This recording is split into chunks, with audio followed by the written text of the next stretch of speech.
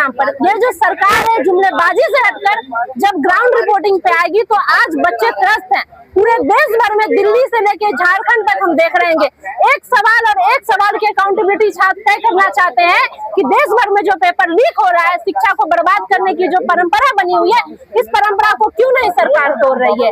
आज सरकार जवाब देने के अलावा बच्चों को यह कहकर डराती है कि अगर आप किसी धरना में शामिल होते हैं, आप किसी जगह पे प्रोटेस्ट करते हैं तो आपको डिबर कर दिया जाएगा। तो ये साफ तौर पे लोकतंत्र को खत्म करने की कोशिश है।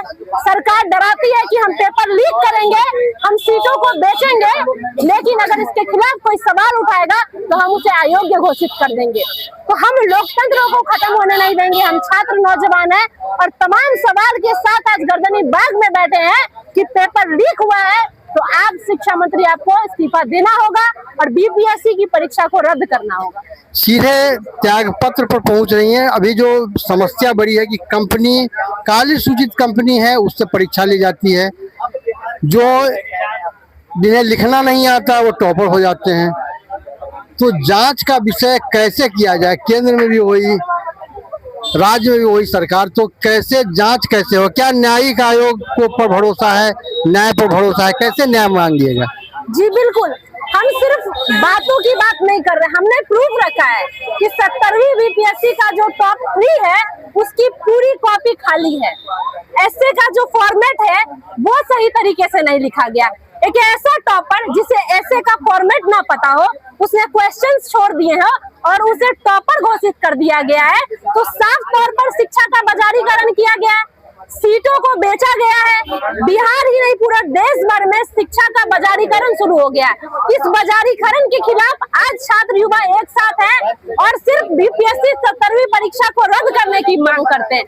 रहा बात न्यायपालिका का, तो इस देश में भी न्यायपालिका और लोकतंत्र जब खत्म हो जाएगा तो कैसा न्यायपालिका, कैसा सिस्टम। जहां न्यायपालिका की हम बात करते हैं, पूरे न्यायपालिका में कॉलेजियम सिस्टम लाकर पूरे देश के युवाओं को ठगा जा रहा है और इसी प्रणाली को आज तमाम परीक्षा भर्ती में भी शामिल किया जा रहा है। तो हम सरकार से सीधा मांग करते हैं कि जो गरीब बच्चे हैं, जो बेहतर भविष्य के लिए अपने गाँव से शहरों में आते हैं, पटना जैसे शहरों में छोटे छोटे मकानों में रहकर अपनी पढ़ाई लिखाई करते हैं, उनको लगातार क्या मिलता है? जब वो परीक्षा देने जाते हैं उसके कल को पता चलता है कि पेपर लीक है और परीक्षा कैंसिल है। तो इसकी अकाउंटेबिलिटी कौन तय करेगा? जो बच्चे 300 रुपए की फीस से मांग कर ले जाते हैं और परीक्षा देते हैं, उस बच्चों की अकाउंटेबिलिटी कौन तय करेगा? सवाल इस बात का है कि हमने आपको चुना है तो हमें हिंदू मुस्लिम में मत बांटिए, हमें सिस्टम से लड़ना है, हमें सिस्टम से लड़ाई है कि अगर शिक्षा और शिक्षा व्यवस्था को खराब किया जाएगा, विद्यार्थियों के साथ न्याय नहीं मिलेगा। पेपर लीक का सवाल बार बार उठता जा रहा है, लेकिन ये कैसी सरकार है जहाँ पे एक भी परीक्षा सही तरीके से नहीं हो रही है? ऐसी कोई परीक्षा नहीं है जहाँ पे अकाउंटेबिलिटी सरकार की तय हो। किसी भी परीक्षा में पारदर्शिता नहीं है। अगर हम ट्रांसपेरेंसी की बात करते हैं तो आयोग हमें डराता है कि अगर आप किसी प्रदर्शन में शामिल होंगे तो आपको डिबर कर दिया जाएगा। तो ये कैसी पॉलिटिक्स है? बिहार को किस दिशा में ले जाने की कोशिश है? इस सवाल के साथ आज बच्चे गर्दनी बाग में है कि अगर आप अकाउंटेबिलिटी तय नहीं करते हैं बिहार के बच्चों के साथ, तो दिल्ली का जंतर मंतर, झारखंड की झांकी और बिहार की जो बाकी जो तानाशाह रवैये के खिलाफ बिहार के छात्र एकताबद्ध होंगे और आपको जंतर मंतर फिर से गर्दनी बाग में देखने को मिलेगा। जो जनता के साथ बड़ी समस्या है, जनता हो, आम जनता हो, युवा हो, विद्यार्थी हो, अभ्यर्थी हो, एक तानाशाही सरकार 70 में देखी, नई सरकार को लाए कि गरीबों की सरकार आएगी, गरीबों को बदलकर न्याय प्रिय सरकार ले आए। अब क्या विकल्प बचा है? सारा चीज तो जनता पास करेगी। ये नए भारत का नया अंग्रेज है। हमने एक लड़ाई गोरों से लड़ी थी और एक लड़ाई चोरों से लड़ेंगे। जो गोरे थे उन्होंने हमारे देश को लूटा और जो चोर आए हैं इस देश में, इस सरकार में, वो देश के स्टूडेंट्स के भविष्य के साथ साथ पूरे जनता को लूटने का काम कर रहे हैं। तो इस चोर से लड़ने के लिए हम तमाम स्टूडेंट्स को एकताबद्ध होना पड़ेगा और डर के आगे जो जीत है उस जीत को तय करना होगा। हमें ये लड़ाई लड़नी होगी और इस लड़ाई को लड़ने के लिए हमें धन बल और हमारा जो साहस है उसके साथ एकता के साथ खड़े होकर सरकार और सिस्टम से आंखों में आंखें डालकर कहना होगा, लाख ऊंची तुम्हारी कुर्सी है, हमारा बल और कद तुमसे ऊंचा है, हम तुमसे लड़ेंगे क्योंकि हमारी कलम में ताकत है, हमारी पहचान में ताकत है और इस कलम की ताकत से हम इस न्याय को लेंगे और सरकार को झुकना होगा। जिस सरकार में इस्तीफे नहीं होते थे, आज उस सरकार में इस्तीफे होने लगे। तो ये डर है छात्र नौजवानों का, ये डर है जेनजी का, जो आज सरकार ने एक कुर्सी खाली की है। और बिहार के शिक्षा मंत्री को भी ये बात समझनी होगी, नहीं तो आंदोलन तेज होगा और इसके जवाबदेह सिर्फ इस देश और इस बिहार की शिक्षा मंत्री की मांगे मानी जाएगी या लाठी चलेगी? जी बिल्कुल, ये सरकार चुनावी मेढक है। जैसे ही चुनाव आता है तो बीएसएससी का पोर्टल तीसरी बार खोल दिया जाता है। लेकिन ये जो चुनावी बरसाती मेढक है, इस मेढक को समझाना पड़ेगा कि बरसात अब हर साल होगी और पूरे महीने होगी। छात्र जो वंचित से, जो दबे हुए थे, जो डरे हुए थे, आज वो भी सड़कों से बाहर निकलकर अपने आवाज और अपने अधिकार की बात कर रहे हैं। तो सरकार को झुकना होगा। झुकती है दुनिया, झुकाने वाला चाहिए। और छात्रों में ये उबाल है, जेनजी में ये उबाल है कि अब जेनजी रुकेगा नहीं। और जब तक इस देश में और इस बिहार में अकाउंटेबिलिटी तय नहीं होगी शिक्षा को लेकर, तब तक ये आंदोलन बढ़ता रहेगा। और आंदोलन की जीत तय है, क्योंकि अब जेनजी रुकने वाला नहीं। नाम से क्या लेना का नाम है ना, आदमी है ना, नाम नहीं बताएं। नाम नहीं बताइएगा तो क्या बोलिएगा?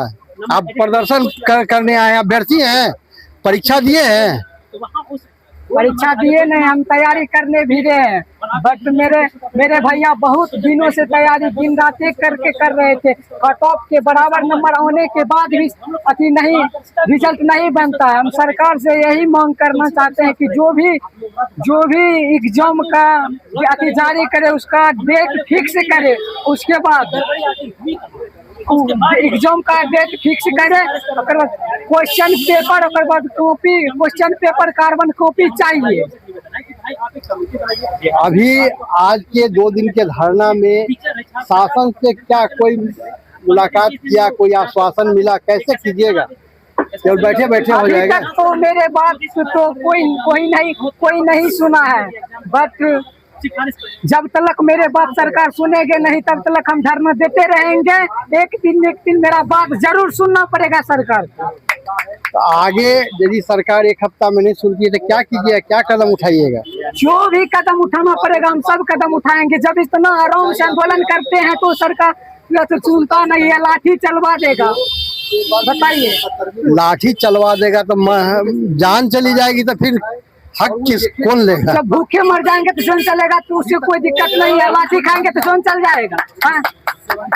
भूखे जान जाएगी, लाठी खाने से अस्पताल जाइएगा, दर्द होगा। उससे हमको कुछ बिगड़ने वाला नहीं। हम सरकार से यही मांग करना चाहते हैं कि चाहे कोई भी एग्जाम हो, उसका कार्बन कॉपी चाहिए तो चाहिए।